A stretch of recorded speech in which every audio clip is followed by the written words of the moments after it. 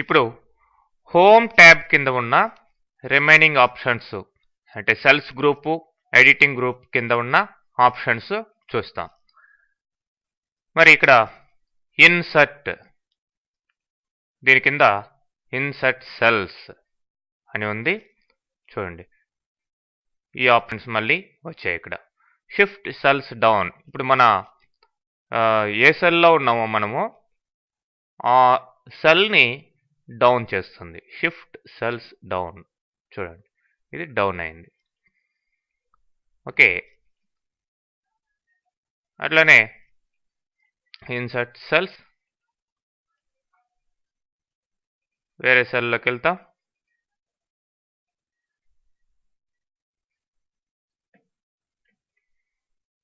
Insert cells, shift cells right,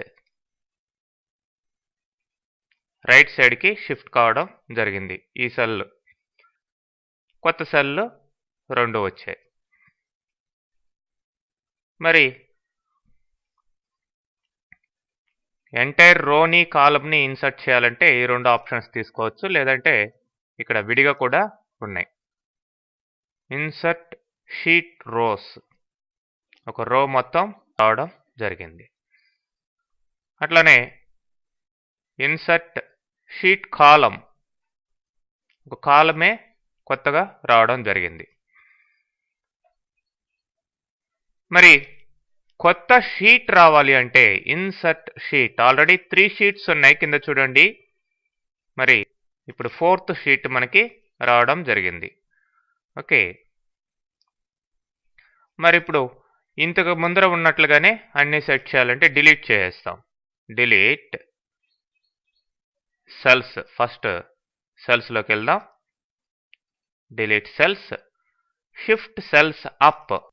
okay, ఆ cell delete అయ్యి కింద ఉన్న సెల్ పైకి వెళ్తుంది. సో ప్రీవియస్ పొజిషన్ దానికి వచ్చింది.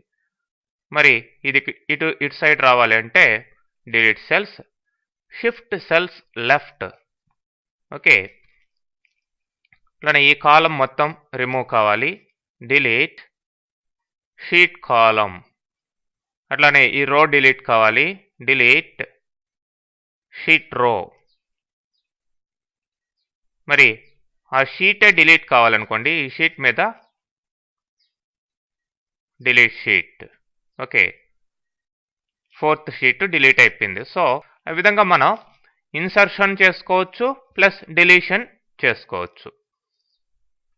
నెక్స్ట్ ఫార్మాట్ కింద చూసినట్లయితే రో హైట్. రో హైట్ ఇక్కడ యూజువల్గా 15 ఉంది, నేను ఇప్పుడు 20 ఇచ్చాను అనుకోండి. ఓకే, దాని సైజు పెరగడం జరిగింది. అట్లనే ఆటో ఫిట్ రో హైట్, ఆటోమేటిక్గా దాంట్లో ఉన్న డేటాని బట్టి ఫిట్ కావడం. సో మళ్ళీ యాజ్ ఇట్ ఈస్గా ఫిట్ అయిపోయింది.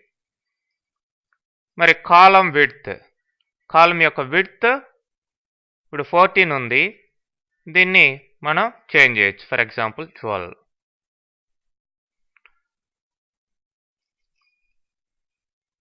ఆటో ఫిట్ కాలం విడ్త్, డేటాని బట్టి కాలం విడ్త్ ఫిట్ కావడం, దాంట్లో ఎంత డేటా ఉందో అంత దానికి సరిపోయే విధంగా కాలం విడ్త్ ఫిట్ అయింది.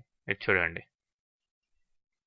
మరి అన్నిటికీ ఇట్లా సెలెక్ట్ చేసుకొని మనం ఆటో ఫిట్ కాలం విడ్త్ అన్నాం అనుకోండి, దాంట్లో ఉన్న డేటాని బట్టి ఆ యొక్క కాలం విడ్త్ అంతా సెట్ కావడం జరిగింది. మరి డిఫాల్ట్ విడ్త్, ఈ కాలమ్స్కి డిఫాల్ట్ విడ్త్ ఇది ఉంటుంది మామూలుగా. మరి అన్నిటికీ డిఫాల్ట్ విడ్త్ నేను 12 చేస్తున్నాను. సో ఇవి కాకుండా మిగతా అన్ని 12 అయిపోయాయి సైజు.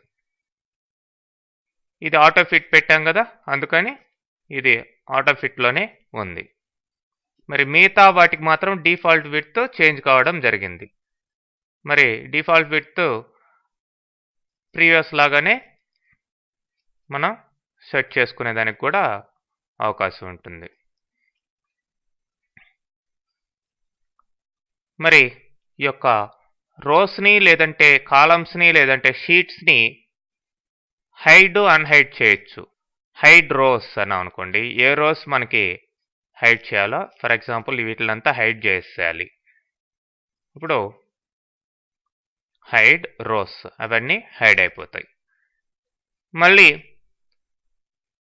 అన్హైడ్ రోస్ మళ్ళీ రావడం జరిగింది. అట్లనే కాలమ్స్ కూడా సెలెక్ట్ చేసుకున్న కాలమ్స్ హైడ్ అన్హైడ్ అవుతాయి. అట్లనే హైడ్ షీట్, ఈ ఫస్ట్ షీట్ హైడ్ అయిపోయింది, సెకండ్ థర్డ్ వచ్చింది చూడండి. మరి అన్హైడ్ షీట్, ఆ షీట్ నేమ్ షీట్ 1 అని ఉంది, okay. Next rename sheet, sheet యొక్క నేమ్ మార్చొచ్చు. సో ఇప్పుడు ఇది స్టూడెంట్స్ డేటా కదండి, మరి ఇక్కడ రీనేమింగ్ వచ్చింది, STUD స్టూడెంట్స్. అట్లనే దీనికి ఇక్కడ ఎంప్లాయీస్ డేటా ఉంది కాబట్టి రీనేమ్ షీట్ ఎంప్లాయీస్. ఇట్లా మనం షీట్ నేమ్ని మార్చుకోవచ్చు. మరి next move or copy sheet అని ఉంది. ఈ యొక్క స్టూడెంట్ షీట్ని ఎంప్లాయీస్ షీట్ తర్వాత పంపించాలనుకోండి, move selected sheets before sheet అని ఉంది. మరి ఈ యొక్క ఎంప్లాయ్ షీట్ని బిఫోర్ షీట్ స్టూడెంట్స్ అని ఇస్తాం. ఓకే, చూడండి ఎంప్లాయ్ ఫస్ట్ వచ్చింది, స్టూడెంట్స్ తర్వాత వచ్చింది. ఆ విధంగా మూవ్ చేయొచ్చు. కాపీ ఆప్షన్ తీసుకుంటే కాపీ కూడా అవుతాయి అన్నమాట. దీంట్లో కాపీ, క్రియేట్ ఏ కాపీ అని ఉంది. సో ఇంకొక కాపీ తయారు కావడం జరుగుతుంది. నెక్స్ట్ ఆ యొక్క ట్యాబ్ కలర్ను కూడా మనం మార్చవచ్చు. చూడండి ఎంప్లాయీస్కి ఒక ట్యాబ్ కలర్ వచ్చింది, స్టూడెంట్స్కి వేరే ట్యాబ్ కలర్ పెట్టుకోవచ్చు. అట్లా ట్యాబ్ కలర్స్ కూడా మార్చుకోవచ్చు. నెక్స్ట్ ప్రొటెక్ట్ షీట్ అని ఉంది. షీట్ని మనం ప్రొటెక్ట్ చేయొచ్చు. మరి ఇక్కడ allow all users of this worksheet to అంటే ప్రొటెక్ట్ చేసినప్పుడు వాళ్ళు ఏం చేసేదానికి అలో చేయాలి అనేది ఇక్కడ సెలెక్ట్ చేసుకోవాలి. మిగతా అన్ని డిజాల్వ్ అయిపోయి ఉంటాయి అన్నమాట. మిగతా వర్క్లు చేసేదానికి షీట్లో కుదరదు. ఇప్పుడు లాకింగ్ అన్లాకింగ్ మాత్రం చేసుకోవచ్చు. ఈ రెండు మాత్రమే సెలెక్ట్ చేస్తుంది. మిగతా కావాలనుకుంటే ఇట్లా ఫార్మాట్ సెల్స్ ఇట్లాంటివి సెలెక్ట్ చేసుకుంటే వాళ్ళు ఫార్మాట్ చేయగలుగుతారు. ఎనీవే ఇక్కడ పాస్వర్డ్ ఇవ్వాలి. నేను సంథింగ్ పాస్వర్డ్ ఇస్తున్నాను, ABC అని ఇచ్చాను.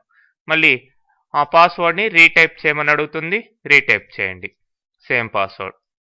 ఓకే, ఇప్పుడు ఈ షీట్ ప్రొటెక్షన్లో ఉంది. ఇప్పుడు ఏదైనా డేటా ఎంట్రీ ట్రై చేయండి. డేటా ఎంట్రీ కాదు, ఇంకేమీ చేయలేరు, అన్ని డిజేబుల్లో ఉన్నాయి చూడండి అన్ని ఆప్షన్స్. ఓకే, అన్ని ఆప్షన్స్ డిజేబుల్లో ఉన్నాయి. మరి అన్ప్రొటెక్ట్ షీట్ అని ఇచ్చి ఆ పాస్వర్డ్ ఇచ్చినట్లయితే మీరు ఇంతకు ముందర ఇచ్చిన password ABC. So now you can able to do all the works. మరి లాకింగ్ అంటే ఆల్మోస్ట్ అన్ని సెల్స్ లాక్లో ఉంటాయి, అన్లాక్ కావాల్సింటే చేసుకోవచ్చు అనమాట. మరి ఫార్మాట్ సెల్స్ అంటే ఇంతకు ముందర చూసిన number formatting, alignment, font, border ఇలాంటివన్నీ ఒకే చోట ఈ యొక్క డైలాగ్ బాక్స్లో వస్తాయి. ఓకే,